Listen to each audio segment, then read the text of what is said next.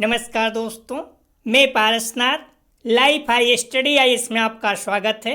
आज हम लोग राजा महेंद्र प्रताप सिंह राज्य विश्वविद्यालय अलीगढ़ के बीएड सेकेंड ईयर एग्जाम 2023 जो 29 अप्रैल 2023 से एग्जाम होने जा रहा है तथा साथ ही आगरा यूनिवर्सिटी का जो बीएड सेकेंड ईयर एग्जाम 2022-23 होने जा रहा है, उसके लिए पेपर 203 अर्थात समावेशी विद्यालय का सृजन या क्रिएटिंग एंड इंक्लूसिव स्कूल का यूनिट 3 पाठचर्या प्रारूप का प्रैक्टिस सेट 4 हल करेंगे।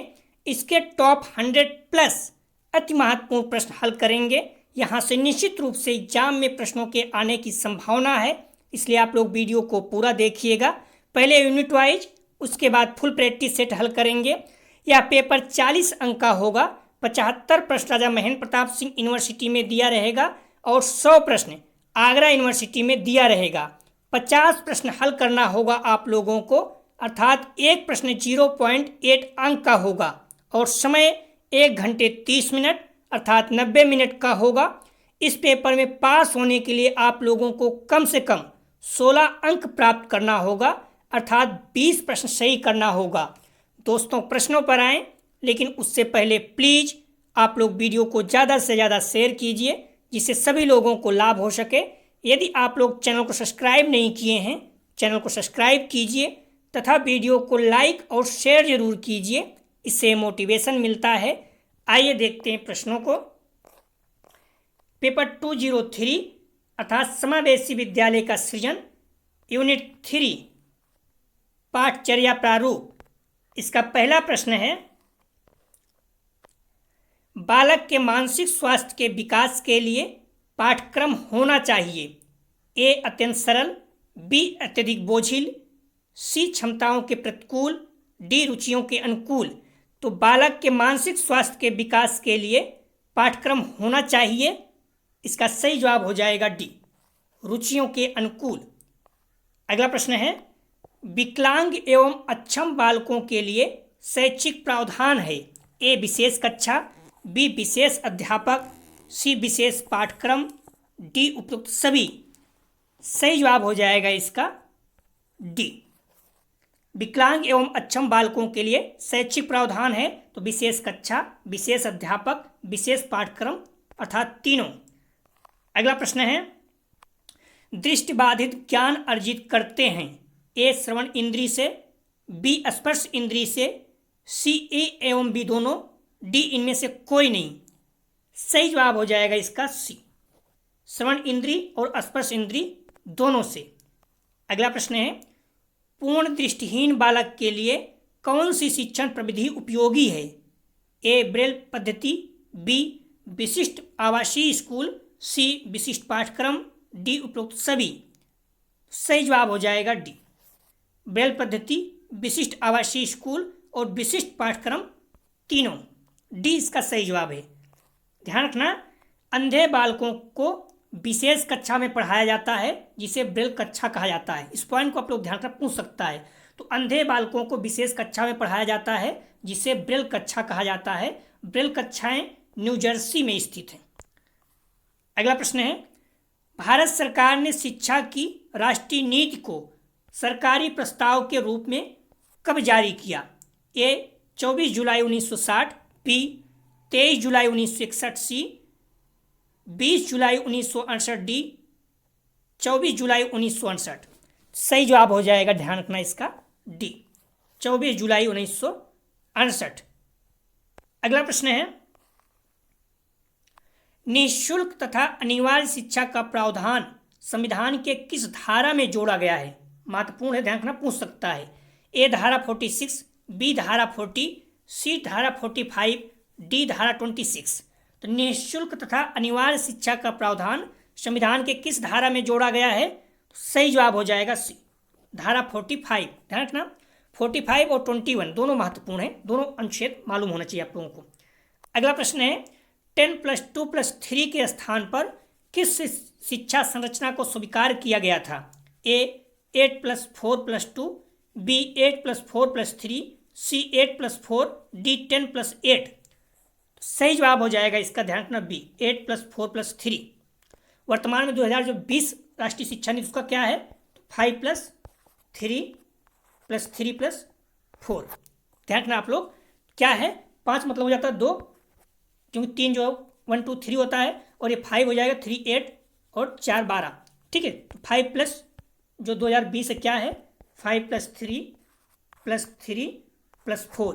पॉइंट को याद रखना, आ चुका है, कई बार पूछ चुका है और पूछ सकता है, महत्वपूर्ण है। ठीक है, 2020 जो राष्ट्रीय शिक्षा नीति संरचना क्या है, 5+3+3+4। नई शिक्षा नीति 2020 की संरचना क्या है, 5+3+3+4। उन्हें लिख भी दिया है। अगला प्रश्न है, राष्ट्रीय शिक्षा नीति 1986 बनाने की घोषणा किस सन में की गई थी? ए जनवरी 1985, बी जनवरी 1982, सी जनवरी 1980, डी जनवरी 1978। सही जवाब हो जाएगा 8 का, ध्यान रखना, ए जनवरी 1985 में। अगला प्रश्न है, राष्ट्रीय प्रौढ़ शिक्षा कार्यक्रम औपचारिक रूप में शुरू किया गया था। ए 2 अक्टूबर 1972, बी 2 सितंबर 1977, सी 2 अक्टूबर 1978, डी 2 अक्टूबर 1983। सही जवाब हो जाएगा सी 2 अक्टूबर 1978। गांधी जी के जन्म पर 2 अक्टूबर 1978 को राष्ट्रीय प्रौढ़ शिक्षा कार्यक्रम का शुभारंभ किया गया। अगला प्रश्न है, राष्ट्रीय शिक्षा नीति 1986 को कितने खंडों में विभक्त किया गया है? ध्यान रखना, फर्स्ट ईयर में पूछा जा चुका है। ए 10 खंडों में, बी 12 खंडों में, सी 13 खंडों में, डी 14 खंडों में। तो ध्यान रखना, यह प्रश्न 2 बार पूछा जा चुका है। तो सही जवाब हो जाएगा इसका बी 12 खंडों में। 1986 को कितने खंडों में विभक्त किया गया है? तो बी 12 खंडों में। अगला प्रश्न है, कम अपंग बालकों को विशेष कक्षा की नहीं अपितु समाकलित व मुख्य धारा की आवश्यकता है। किस सन में इस बात पर बल दिया गया था? सही जवाब हो जाएगा इसका ए 1970 में। अगला प्रश्न है, शिक्षा का अधिकार अधिनियम 2009 लागू नहीं होता। महत्वपूर्ण प्रश्न है। ए निःशक्त बच्चे, बी 6 से 14 आयु वर्ग के बच्चे, डी सी 14 से 18 वर्ष के आयु के बच्चे, डी बच्चों की नियमित उपस्थिति। सही जवाब हो जाएगा, ध्यान रखना, सी 14 से 18 वर्ष के आयु के बच्चों पर लागू नहीं होता। बाकी निःशक्त बच्चे 6 से 14 वर्ष, बच्चों की नियमित उपस्थिति, ये सारे पर लागू होता है।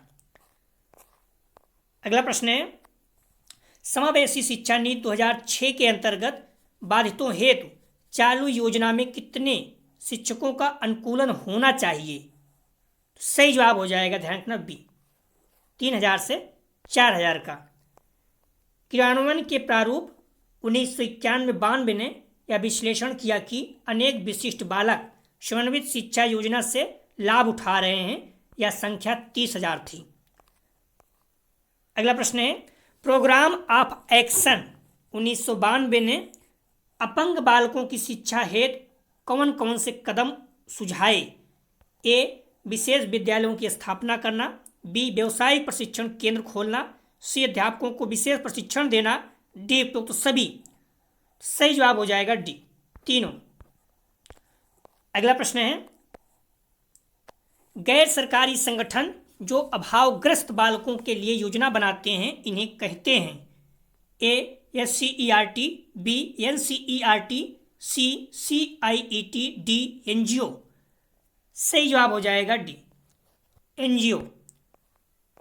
अगला प्रश्न है, निःशुल्क एवं अनिवार्य शिक्षा संबंधित है। सही जवाब हो जाएगा इसका ए अनुच्छेद 21 का। अगला प्रश्न है, विकलांग व्यक्तियों के लिए राष्ट्रीय नीति कब पारित हुई? तो ध्यान रखना, सही जवाब हो जाएगा इसका बी 10 जनवरी 2006। अगला प्रश्न है, समावेशी शिक्षा पर विचार प्रस्तुत किए? ए राष्ट्रीय शिक्षा नीति 1986 में, बी कोठारी आयोग ने, सी ए बी दोनों, डी इनमें से कोई नहीं। सही जवाब हो जाएगा सी राष्ट्रीय शिक्षा नीति 1986 कोठारी आयोग दोनों। अगला प्रश्न है, आचार्य राममूर्ति कमेटी का गठन किस वर्ष में किया गया था? सही जवाब हो जाएगा इसका ए 7 मई 1990। अगला प्रश्न है, कोठारी कमीशन ने बाधित बालकों की समावेशी शिक्षा हेतु कौन कौन सी घटनाएं बताई हैं? ए शिक्षा हेतु व्यय में कमी होना, बी बाधित व सामान्य वालों को द्वारा एक दूसरे को समझने में कठिनाई होना, सी ए बी दोनों। इसका सही जवाब हो जाएगा, ध्यान रखना 20 का सी ए बी दोनों। कोठारी कमीशन ने बाधित बालकों के समावेशी शिक्षा हेतु कौन कौन सी कठिनाई बताई है? शिक्षा हेतु व्यय में कमी, बाधित व सामान्य वालों को द्वारा एक दूसरे को समझाने में कठिनाई होना, दोनों। अगला प्रश्न है, जनार्दन कमेटी ने किस सन में अपनी रिपोर्ट दी?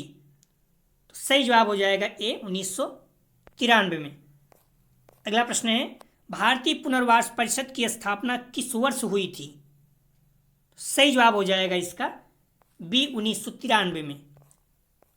अगला प्रश्न है, उत्तर प्रदेश सरकार द्वारा किस वर्ष विकलांग कल्याण विभाग की स्वतंत्र रूप से स्थापना की गई है? सही जवाब हो जाएगा इसका बी 1995, अगस्त 1995। अगला प्रश्न है, अधिकार संरक्षण एवं पूर्ण भागीदारी अधिनियम किस वर्ष लागू किया गया? सही जवाब हो जाएगा इसका ए 1995 में। अगला प्रश्न है, राष्ट्रीय शिक्षा नीति 1986 के किस अनुच्छेद में विशिष्ट शिक्षा के प्रावधानों का वर्णन किया गया है? राष्ट्रीय शिक्षा नीति 1986 के किस अनुच्छेद में विशिष्ट शिक्षा के प्रावधानों का वर्णन किया गया है? सही जवाब हो जाएगा इसका बी, अनुच्छेद 49। अगला प्रश्न है, राष्ट्रीय दृष्टिबाधित संस्थान स्थित है? ए शिमला में, बी कोलकाता में, सी देहरादून में, डी दिल्ली में। सही जवाब हो जाएगा इसका सी, देहरादून में। महत्वपूर्ण है, ध्यान रखना आप लोग। अगला प्रश्न है, राष्ट्रीय अपंग विकलांग संस्थान स्थित है? सही जवाब हो जाएगा इसका, ध्यान रखना बी, मुंबई में। राष्ट्रीय श्रवण विकलांग संस्थान स्थित है? सही जवाब हो जाएगा इसका बी, मुंबई में। अगला प्रश्न है, विकलांग व्यवसायिक पुनर्वास केंद्रों की संख्या है? सही जवाब हो जाएगा डी, 17। अगला प्रश्न है, यूनेस्को ने किस वर्ष को विकलांगों का अंतर्राष्ट्रीय वर्ष घोषित किया? यूनेस्को ने, ध्यान रखना, यूनेस्को ने किस वर्ष को विकलांगों का अंतर्राष्ट्रीय वर्ष घोषित किया? सही जवाब हो जाएगा ए 1982 को। ध्यान रखना, संयुक्त राष्ट्र महासभा ने वर्ष 1981 को अंतर्राष्ट्रीय विकलांगों को वर्ष घोषित किया था, लेकिन यूनेस्को ने 1982 में। तो आप लोग गूगल में सर्च करोगे तो कंफ्यूज मत होना, ठीक है। यूनेस्को ने 1982 में, ठीक है, और संयुक्त राष्ट्र महासभा ने 1981 में। अगला प्रश्न है, विकलांग दिवस कब मनाया जाता है? इसकी थीम भी आपको पता होनी चाहिए, पूछ सकता है, बट कब मनाया जाता है महत्वपूर्ण है। सही जवाब हो जाएगा बी, 3 दिसंबर को। अगला प्रश्न है, विकलांगों के लिए आवासीय संस्था का रूप है? ए अस्पताल, बी आवासीय स्कूल, सी शरण स्थली, डी उपरोक्त सभी। सही जवाब हो जाएगा डी, तीनों, अस्पताल, आवासीय स्कूल, शरण स्थली, तीनों। अगला प्रश्न है, विकलांगों की शिक्षा एवं इलाज के लिए संस्था फ्रांस में स्थापित की? सही जवाब हो जाएगा इसका ए, सिजुइन ने। अगला प्रश्न है, विकलांग बालकों का पहला पब्लिक स्कूल न्यूयॉर्क में किसने खोला? विकलांग बालकों का पहला पब्लिक स्कूल न्यूयॉर्क में किसने खोला? सही जवाब हो जाएगा बी, रिवोल्ड। विकलांग बालकों का पहला पब्लिक स्कूल रिवोल्ड ने न्यूयॉर्क में 1834 में खोला था। अगला प्रश्न है, न्यूयॉर्क हाउस ऑफ रिफ्यूजी की स्थापना की गई? ए अपराधी बालकों के लिए, बी नेत्रहीन बालकों के लिए, सी अपहारी बालकों के लिए, डी उपयुक्त सभी के लिए। सही जवाब हो जाएगा इसका, ध्यान रखना, ए अपराधी बालकों के लिए। अगला प्रश्न है, नेत्रहीनों के लिए न्यू इंग्लैंड एसाइलम की स्थापना इस वर्ष की गई, अर्थात किस वर्ष की गई? सही जवाब हो जाएगा सी, 1829 में। अगला प्रश्न है, सुजुइन की पुस्तक idiocy and its treatment by psychological method किस वर्ष प्रकाशित हुई? सही जवाब हो जाएगा 37 का बी, 1846 में। अगला प्रश्न है, विकलांग बालकों के लिए आवासीय स्कूल खोलने का आरंभ हुआ? सही जवाब हो जाएगा 38 का ए, 1960 के दशक में। अगला प्रश्न है, मानसिक विकलांग बालकों के लिए अमेरिका में अमेरिकन एसोसिएशन ऑफ इंस्ट्रक्शन की स्थापना किस वर्ष की गई? सही जवाब हो जाएगा 1966 में। अगला प्रश्न है, अमेरिका में विकलांग बालकों के लिए चिल्ड्रेन ब्यूरो की स्थापना हुई? सही जवाब हो जाएगा इसका बी, 1912 में। अगला प्रश्न है, अमेरिका में national association of retired children की स्थापना की गई? सही जवाब हो जाएगा इसका ए, 1950 में। अगला प्रश्न है, मस्तिष्क लकवा की शिक्षा की दशा में मस्तिष्क लकवा की शिक्षा की दिशा में किस सन में कार्य किया गया? सही जवाब हो जाएगा ए, 1973 में। अगला प्रश्न है, कौन सी संस्था चक्षु विकलांगों के लिए कार्य कराने वाली व्यक्तिगत और सामाजिक संस्थाओं के क्रियाकलापों को समन्वित करती है?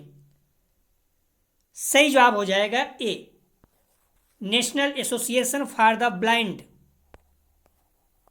अगला प्रश्न है, भारतीय संविधान के कौन से अनुच्छेद विकलांग व्यक्तियों से संबंधित है? सही जवाब हो जाएगा, ध्यान रखना, बी, 41 से 46। रेल मंत्रालय विविध प्रकार से विकलांग व्यक्तियों को 15 से 75% किराए में छूट देता है और अंधे व्यक्तियों के किराए में 100% छूट देता है। अगला प्रश्न है, राष्ट्रीय पुनर्वास तथा अनुसंधान संस्थान कहाँ है?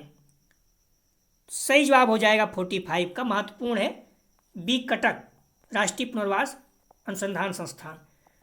राष्ट्रीय ऑर्थोपेडिक विकलांग संस्थान कहाँ स्थित है? सही जवाब हो जाएगा इसका डी, कोलकाता में। अगला प्रश्न है, राष्ट्रीय बहुविकलांग सशक्तिकरण संस्थान कहाँ है? सही जवाब हो जाएगा बी, चेन्नई में। अगला प्रश्न है, मंडली मनोविज्ञान केंद्र कहाँ स्थित है?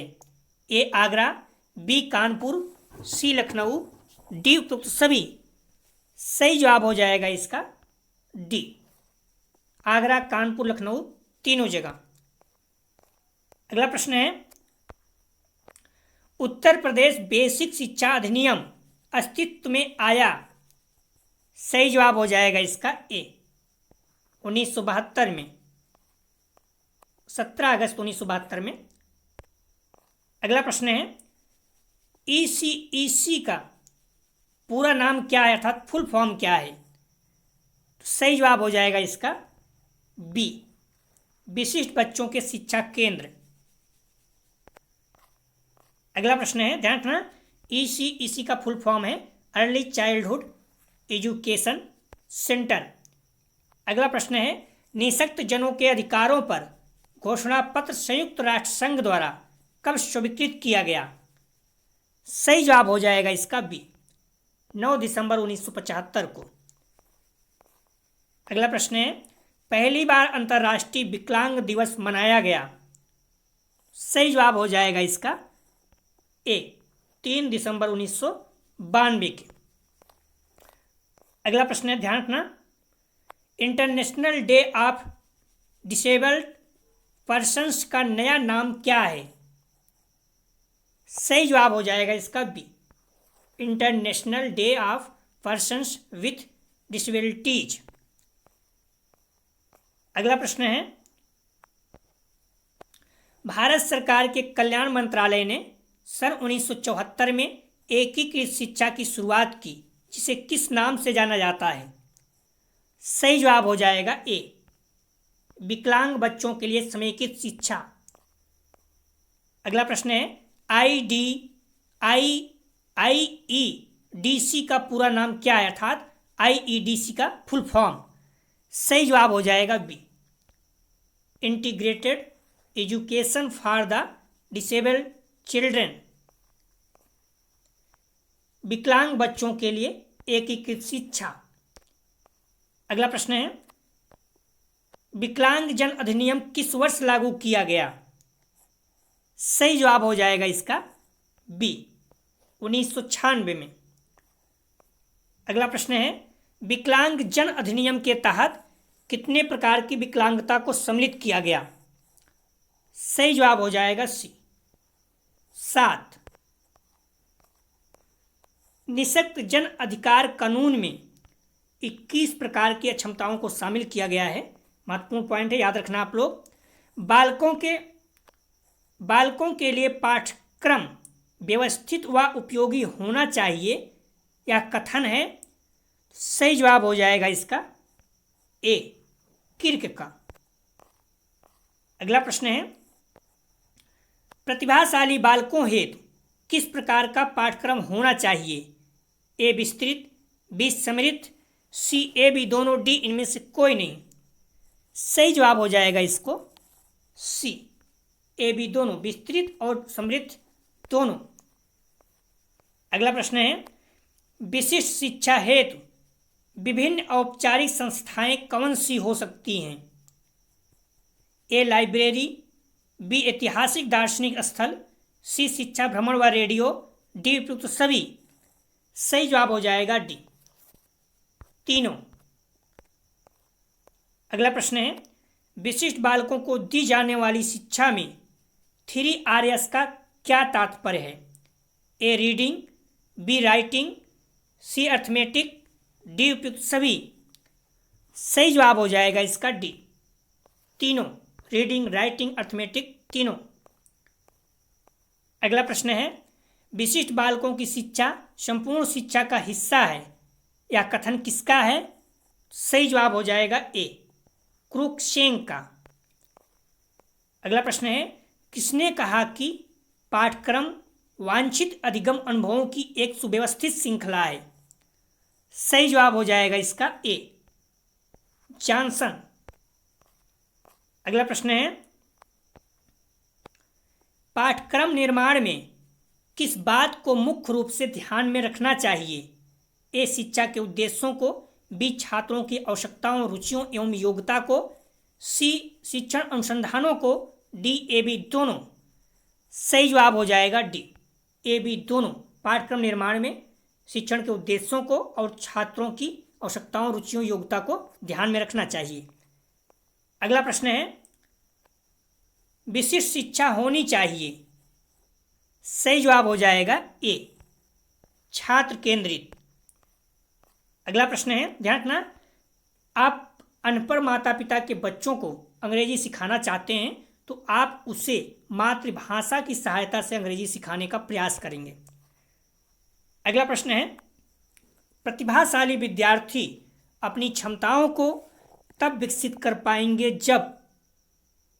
सही जवाब हो जाएगा बी, वे अन्य विद्यार्थियों के साथ अधिगम प्रक्रिया से जुड़ते हैं। अगला प्रश्न है बाधितों हेतु सहायक उपकरणों का निर्माण होता है। सही जवाब हो जाएगा, ध्यान रखना, बाधितों हेतु सहायक उपकरणों का निर्माण कहाँ होता है, मोस्ट इंपॉर्टेंट है, पीसीएस में भी कई बार पूछा गया है। सही जवाब हो जाएगा बी, कानपुर में। अगला प्रश्न है आंशिक दृष्टिबाधित बालकों हेतु किन उपकरणों का प्रयोग किया जाता है। ए उत्तल लेंस का, बी चश्मे का, सी श्वेत बोर्ड का, डी उपयुक्त सभी। सही जवाब हो जाएगा डी, सभी, उत्तल लेंस, चश्मे और श्वेत बोर्ड तीनों का। अगला प्रश्न है निकट दृष्टि दोष या निकट दृष्टिता दोष को किस उपकरण के द्वारा संशोधित किया जा सकता है। कहने का मतलब ये है तो निकट दृष्टि दोष को कैसे ठीक किया जा सकता है। उत्तल लेंस, बी अवतल लेंस, सी ए बी दोनों, डी में से कोई नहीं। सही जवाब हो जाएगा, ध्यान रखना, बी। अगर निकट दृष्टि दोष है तो अवतल लेंस, और अगर दूर दृष्टि दोष है तो उत्तर लेंस। आप लोग कंफ्यूज नहीं होना, ऐसे याद रखो। निकट कितना शब्द हुआ? 3। अवतल लेंस 4 हो गया ना। निकट बड़ा, अर्थात निकट जो 3 शब्द से बना है तो अवतल 4। इस तरह से निकट दृष्टि दोष को दूर करने के लिए अवतल लेंस। दूर दृष्टि दोष में दूर 2 शब्द से बना है, उत्तल छोटा है, 3.5 शब्द का है, तो ऐसे याद रखो, ठीक है। अगर आपको निकट दृष्टि दोष है तो अवतल लेंस, दूर दृष्टि दोष है तो उत्तल लेंस प्रयोग किया जाएगा, ठीक है। तो निकट दृष्टि दोष निवारण के लिए कौन सा उपकरण संशोधित किया सकता है? तो अवतल लेंस के द्वारा, ठीक है। अगला प्रश्न ध्यान रखना, दीर्घ दृष्टि दोष या दूर दृष्टि दोष को ठीक किया सकता है उत्तल लेंस द्वारा। जरा दृष्टि दोष को ठीक किया सकता है अभिसारी लेंस द्वारा। सभी महत्वपूर्ण है, आप लोग याद रखना। दृष्टिबाधित व्यक्ति के लिए सहायक उपकरण है A Braille path, B screen readers, C optical character recognition, D तो सभी। सही जवाब हो जाएगा, ध्यान रखना 70 का डी, सभी। दृष्टिबाधित व्यक्तियों के लिए सहायक उपकरण है तो ब्रेल पत्र, screen readers, optical character recognition, तीनों। अगला प्रश्न है, ब्रेल पद्धति का आविष्कार किसने किया? सही जवाब हो जाएगा ए, लुई ब्रेल ने। अगला प्रश्न है, ध्यान रखना, ब्रेल लिपि 256 अक्षर है, ठीक है। ब्रेल लिपि में कितने अक्षर हैं? 256 अक्षर पूछ सकता है। ब्रेल लिपि का आविष्कार कब हुआ, मतलब किस सन में? सही जवाब हो जाएगा बी, 1824 में। कहीं 1825 दिया रहेगा। ब्रेल लिपि का आविष्कार 1825 में हुआ। ब्रेल लिपि 6 डॉट्स पर आधारित है, आधुनिक ब्रेल लिपि 8 डॉट पर आधारित है, ठीक है। ब्रेल लिपि ध्यान रखना, इसमें कभी 24 दिया, कभी 26, कभी 25। अगर 24 दिया 24, 25 दिया है तो ब्रेल लिपि का आविष्कार 1825 में। और इसमें डॉट कितने हैं? 6 डॉट हैं। आधुनिक में 8 डॉट हैं, भूलना नहीं, महत्वपूर्ण है। यूनिकोड मानक में ब्रेल पद्धति को कब शामिल किया गया? सही जवाब हो जाएगा सी, 1999 में। अगला प्रश्न है, कम दृष्टि के अधिगमकर्ता किन उपकरणों का प्रयोग करते हैं? कम दृष्टि में तो जिनको कम दिखाई देता है। ए आवर्धक लेंस, बी हस्तावर्धक का, सी ए बी दोनों, डी इनमें से कोई नहीं। सही जवाब हो जाएगा 74 का सी, ए बी दोनों, आवर्धक और हस्तावर्धक दोनों। अगला प्रश्न है, दृष्टिबाधितों हेतु किसका प्रयोग किया जाता है? ए ब्रेल शीट का, बी बेलर का, सी ब्रेल स्लेट का, डी उपरोक्त सभी। सही जवाब हो जाएगा इसका डी, सभी का। Braille sheet, broiler, Braille slate, तीनों का। 75 का सही जवाब हो जाएगा डी। अगला प्रश्न है, आर्थोपेडिक दिव्यांगों को समायोजित करने के लिए प्रयोग किया जाता है। सही जवाब हो जाएगा इसका B, curve cut and curve slope, B इसका सही जवाब है। अगला प्रश्न है, लिखित पाठ को पढ़ने में असमर्थ बालकों के लिए प्रयोग होता है। सही जवाब हो जाएगा इसका सी, ऑप्टिकल करेक्टर रीडर। अगला प्रश्न है, अंधे बालक पढ़ सकते हैं। सही जवाब हो जाएगा इसका ए, ब्रेल लिपि। अगला प्रश्न है, दृष्टिबाधित बालक सीखते हैं। ए पूर्ण के बजाय भाग के द्वारा, बी रटकर स्मृति द्वारा, सी सीमित प्रेक्षण द्वारा, डी उपयुक्त सभी। सही जवाब हो जाएगा डी, सभी, तीनों। अगला प्रश्न है, अर्धनेत्रहीनों को पढ़ने के लिए आवश्यकता होती है। ए बड़े अक्षर में छपाई की, बी निकट जाकर पढ़ने की, सी ए बी दोनों, डी इनमें से कोई नहीं। सही जवाब हो जाएगा सी, बड़े अक्षर में छपाई की, निकट जाकर पढ़ने की, दोनों की। अगला प्रश्न है, ब्रेल कक्षाओं के लिए किस प्रकार की पुस्तकों की आवश्यकता होती है? सही जवाब हो जाएगा इसका ए, ब्रेल पुस्तकों की। अगला प्रश्न है, अंधे बालकों को पढ़ाने का विशेष सिद्धांत है। ए हौसला एवं निर्देशन, बी सहायक उत्तेजना, सी स्वयं का कार्य करना, डी उपयुक्त सभी। सही जवाब हो जाएगा डी, तीनों। हौसला एवं निर्देशन, सहायक उत्तेजना, स्वयं कार्य करना, तीनों। अगला प्रश्न है, श्रवण क्षति युक्त बालक को किस प्रकार शिक्षा दी जाती है? ए चिन्हित भाषा के द्वारा, बी संकेतिक भाषा के द्वारा, सी ए बी दोनों, डी इनमें से कोई नहीं। सही जवाब हो जाएगा सी ए बी दोनों। अगला प्रश्न है, ध्यान रखना, श्रवण क्षतियुक्त बालकों की शैक्षिक सुविधाएं दृश्य श्रव्य संकेत सामग्री, समूह श्रवण सहायक, टेप रिकॉर्डर में शिक्षक का व्याख्यान, टेप एवं ओवरहेड प्रोजेक्टर, अजायब घर, ऐतिहासिक इमारतें, प्रसिद्ध स्थान आदि सूचनाप्रद स्थानों का भ्रमण, सभी चीजें हैं। अगला प्रश्न है, श्रवण क्षति युक्त बालकों को निम्न में से किस प्रकार से शिक्षा नहीं दी जा सकती? सही जवाब हो जाएगा 84 का ए, संगीत भाषा में नहीं दी जा सकती, क्योंकि श्रवण क्षति युक्त मतलब जो सुन नहीं पाए उस संगीत में कैसे शिक्षा दी जाएगी। बाकी चिन्ह भाषा, संकेत भाषा, ओठ पठन से दी जा सकती है।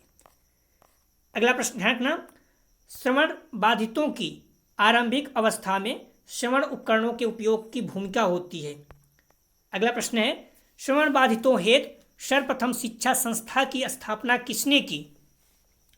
सही जवाब हो जाएगा इसका ए, ग्लैंडर ने। अगला प्रश्न है, श्रवण सहायक उपकरणों का प्रयोग किस प्रकार के प्रयोगों हेतु किया जाता है? ए व्यक्तिगत के लिए, बी सामूहिक प्रयोग के लिए, सी ए बी दोनों, डी इनमें से कोई नहीं। सही जवाब हो जाएगा इसका सी ए बी दोनों, व्यक्तिगत और सामूहिक प्रयोग दोनों के लिए। अगला प्रश्न है, श्रवण बाधितों हेतु किस प्रकार के विशेष चिन्ह होते हैं? ए स्वरों का, बी शब्दों का, सी ए बी दोनों, डी इनमें से कोई नहीं। सही जवाब हो जाएगा इसका सी, स्वरों और शब्दों दोनों का। करीब 120 प्रश्न है, तो आप लोग पूरा प्रश्न को देखना, सारे प्रश्न महत्वपूर्ण, टाइम है तो आप लोग जितना हो सके प्रश्नों को बार बार रटिए, बुक और मॉडल पेपर को अच्छे से पढ़िए, मेरे साथ टेस्ट देते रहिए, देखिए आपका लेवल क्या है। अगर जो प्रश्न आपको नहीं समझ में आ रहा है उस क्यों हम पहले यूनिट वाइज कर रहे हैं, उसके बाद फुल टेस्ट करेंगे, तो आप उस यूनिट को बार बार पढ़िए। जिस यूनिट को आपको प्रॉब्लम हो रही है उस यूनिट को भी टाइम है, आप जितना भी है 15-20 दिन आप पूरी ताकत से पढ़िए, क्योंकि बीएड महत्वपूर्ण है, प्राइमरी वगैरह में परसेंटेज बहुत मायने रखता है, इसलिए आप लोग कंटिन्यू लगे रहिए। हम्बली रिक्वेस्ट है कि आप बुक और मॉडल पेपर को जितना टाइम बचा हुआ है जम के पढ़िए, और टाइम जब भी बचे अपना टेस्ट दीजिए और देखिए कितना प्रश्न आपको सही होता है।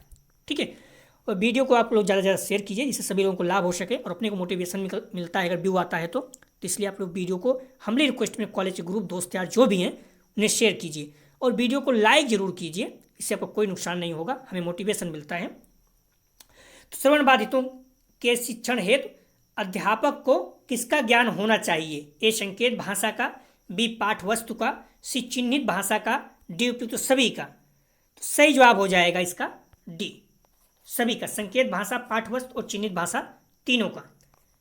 अगला प्रश्न है, गत्यात्मक असमर्थ बालकों की शिक्षा के लिए पाठ्यक्रम होना चाहिए।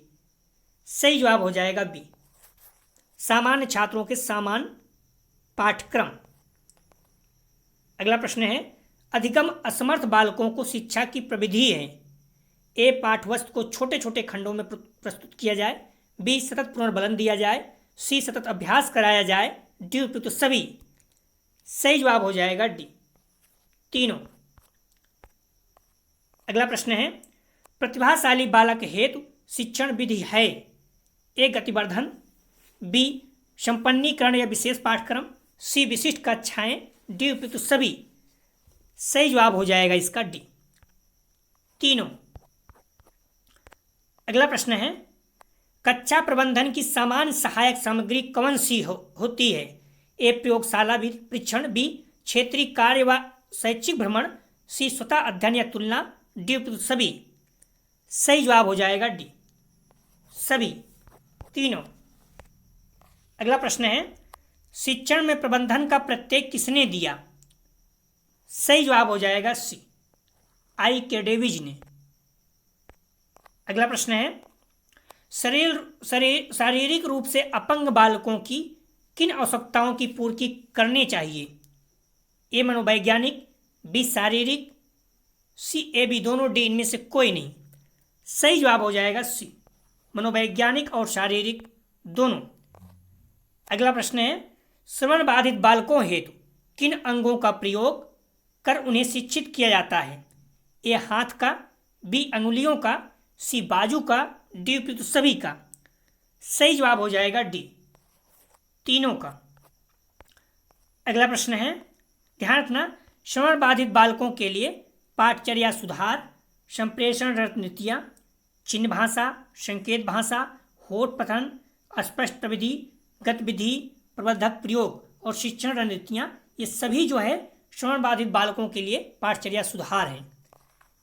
अगला प्रश्न है, विद्यालय स्तर पर श्रवण बाधित बालकों की शिक्षा की विधियाँ कौन सी होती हैं?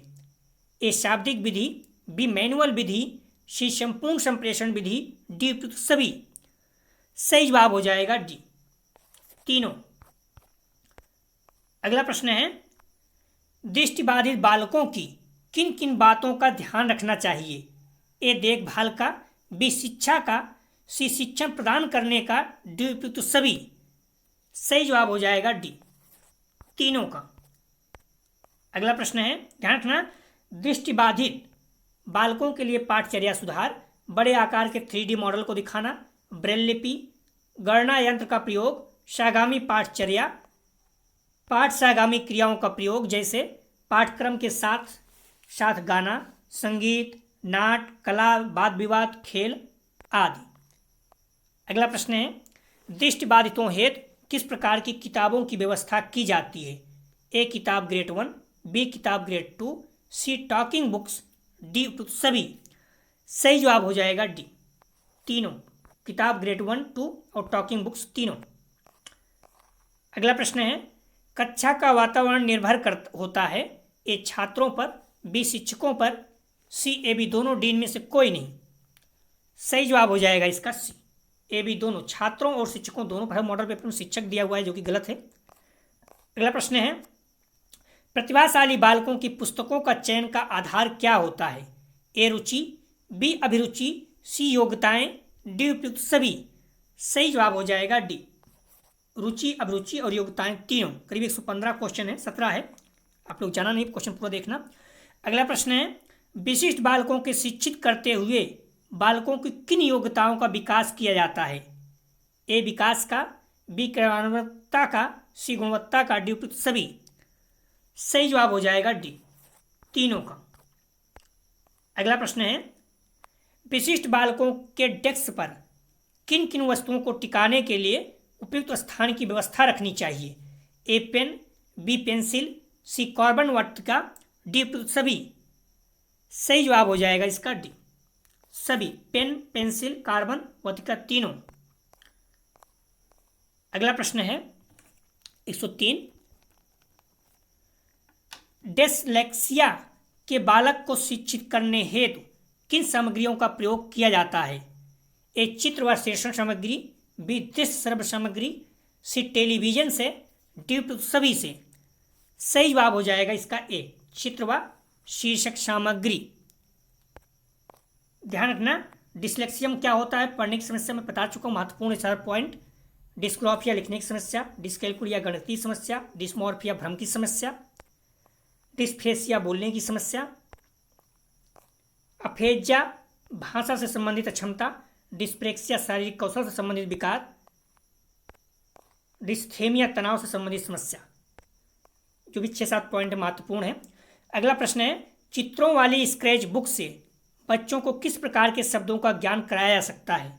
ए एट, इन, आउट, एबव, सी ओवर, ब्लो, डी उपयुक्त सभी। सही जवाब हो जाएगा डी, सभी, तीनों। अगला प्रश्न है, प्रमस्तिष्की पक्षाघात के बालकों हेतु सहायतार्थ उपकरण कौन से होते हैं? ए के वाटर, बी केस्टर, सी कुर्सी, डी सभी। सही जवाब हो जाएगा डी, सभी, तीनों। अगला प्रश्न है, डिस्क्रिप्टिव मॉडल का प्रयोग किन बालकों को शिक्षित करने हेतु किया था? ए अंधे बालकों को, बी बौद्धिक रूप से क्षतिग्रस्त बालकों को, सी विशिष्ट बालकों को, डी सभी। सही जवाब हो जाएगा डी, तीनों। अगला प्रश्न है, अनुकूलित अधिगम वातावरण प्रतिमान की शुरुआत किसने की? सही जवाब हो जाएगा ए, बैंगनी। अगला प्रश्न है, व्यक्तिगत जिम्मेदारी को सफल बनाने हेतु अध्यापक कौन कौन से ढंग अपना सकते हैं? ए, समूह का आकार छोटा रखना, बी, विशिष्ट बालकों की पहचान करना, सी, व्यक्तिगत उत्तरदायित्वों को प्रोत्साहित करना, डी, प्रति सभी। सही जवाब हो जाएगा डी, तीनों। अगला प्रश्न है, रिसोर्स रूम किससे सुसज्जित होना चाहिए? ए, स्टाफ से, बी, छात्रों से, सी, ए, बी दोनों, डी, इससे कोई नहीं। सही जवाब हो जाएगा सी, स्टाफ और छात्रों दोनों से। अगला प्रश्न है, अध्यापकों के मुख्य उत्तरदायित्व कौन कौन से होते हैं? ए, कक्षा का प्रबंधन, बी, अन्वेषणों का प्रयोग करना, सी, ए, बी दोनों, डी इनमें से कोई नहीं। सही जवाब हो जाएगा सी, कक्षा का प्रबंधन, अन्वेषणों का प्रयोग दोनों। प्रतिभाशाली विद्यार्थियों के लिए शिक्षक को अनुकूलन करना चाहिए जिससे शिक्षार्थी में बदलाव आता है। अगला प्रश्न है, विकलांग एवं अक्षम बालकों के लिए शैक्षिक प्रावधान है? ए, विशेष कक्षा, बी, विशेष अध्यापक, सी, विशेष पाठ्यक्रम, डी, उपयुक्त सभी। सही जवाब हो जाएगा डी, तीनों। अगला प्रश्न है, विशिष्ट बालकों को शिक्षा देने हेतु अपनाने वाली प्रणाली है? ए, प्रभाव उपयुक्त शिक्षा, बी, संबंधित पाठ्यक्रम, सी, विशिष्ट विद्यालय एवं कक्षाएं, डी, उपयुक्त सभी। सही जवाब हो जाएगा डी, तीनों। अगला प्रश्न है, निम्नलिखित में से किन विद्यार्थियों को अध्यापक के ध्यान की आवश्यकता है? ए, अंतर्मुखी, बी, मंद बुद्धि बालक, सी, प्रतिभाशाली, डी, उपयुक्त सभी। सही जवाब हो जाएगा डी, तीनों। अगला प्रश्न है, निम्नलिखित में से कौन सी विधि विशेष आवश्यकता वाले बालकों के अध्ययन में सहायता करती है? ए, केस स्टडी मेथड, बी, व्यक्तिगत परीक्षण, सी, समायोजन परीक्षण, डी, सभी। सही जवाब हो जाएगा ए, केस स्टडी मेथड। अगला प्रश्न है, विशिष्ट बालकों की शिक्षा हेतु एक शिक्षक को ध्यान देना चाहिए। सही जवाब हो जाएगा इसका सी, व्यक्तिगत आवश्यकताओं पर। विशिष्ट बालकों की शिक्षा हेतु एक शिक्षक को ध्यान देना चाहिए व्यक्तिगत आवश्यकताओं पर। प्रतिभाशाली शिक्षा अपसारी चिंतक होते हैं। ध्यान रखना, प्रतिभाशाली शिक्षक होते हैं अपसारी चिंतक होते हैं। वंचित वर्ग की पृष्ठभूमि के बच्चों को शिक्षा प्रदान करने के लिए शिक्षक को चाहिए कि उनके बारे में अधिक जानकारी जुटाने का प्रयास करें और उन्हें कक्षा में होने वाली चर्चा में शामिल करें। एक समावेशी कक्षा में किसी शिक्षिका की सबसे महत्वपूर्ण भूमिका है सुनिश्चित करना कि प्रत्येक बच्चे को अपनी संभावना को प्राप्त करने का अवसर मिले। एक अच्छा शिक्षक वह है जो सभी बालकों पर समान रूप से ध्यान देता है। अगला प्रश्न है, बच्चों को अपने अध्ययन में प्रयास करने हेतु प्रोत्साहित करने के लिए शिक्षकों को आवश्यकता होती है? ए, बच्चों को नियंत्रित रखने में, बी, अन्य बच्चों के साथ तुलना करने में, सी, बच्चों को प्रेरित करने में, डी, बच्चों को डांटने में। सही जवाब हो जाएगा इसका सी, बच्चों को प्रेरित करने में। बच्चों को अपने अध्ययन में प्रयास करने हेतु प्रोत्साहित करने के लिए शिक्षकों की आवश्यकता होती है, तो बच्चों को प्रेरित करने में। अगला प्रश्न है, समावेशी कक्षा कक्ष में पाठचर्या के क्रियान्वयन में शिक्षक की भूमिका में सम्मिलित है?